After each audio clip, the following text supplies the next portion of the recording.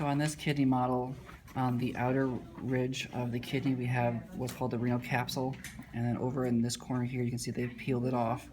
This keeps the kidney tissue on the inside and separated from the out.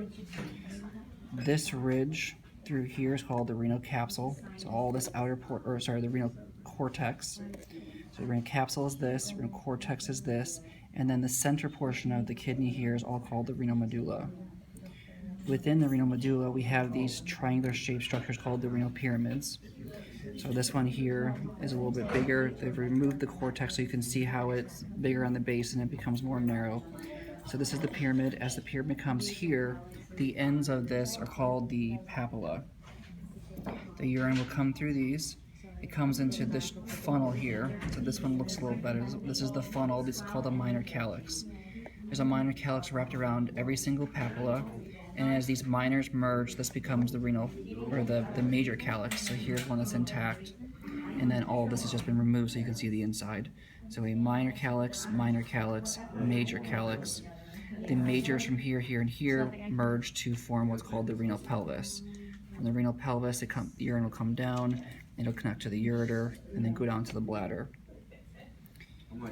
In between the pyramids are called the renal columns, so the space in between is the column, and what goes through these columns is the renal arteries bringing the blood out towards the cortex where it'll get filtered through the nephrons. So for the nephron, let's come over to this one. So in the cortex, we're going to have the nephrons.